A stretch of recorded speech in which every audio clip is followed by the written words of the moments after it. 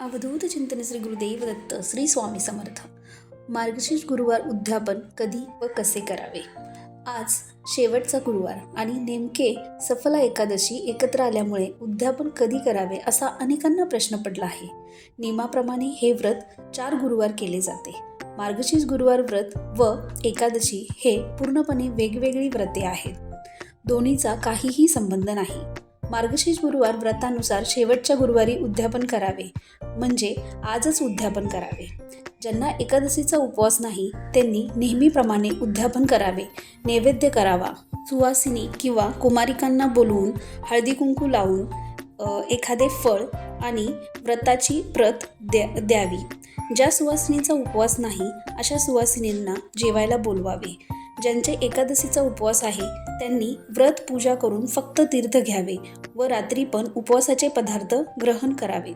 किंवा ज्या महिलांची एकादशी आहे त्यांनी नेहमीप्रमाणे व्रत करून उद्यापन करून नैवेद्यसुद्धा दाखवावा व ते ताट गाईला द्यावे. नंतर उपवास पुढे चालू ठेवावा. द्वादशीच्या दिवशी म्हणजेच उद्या शुक्रवारी उद्यापनाचा नैवेद्य करून प्रसाद ग्रहण करावा. देवाला उपवास नसतो, देवासाठी मनुष्याने उपवास करायचा असतो. धन्यवाद.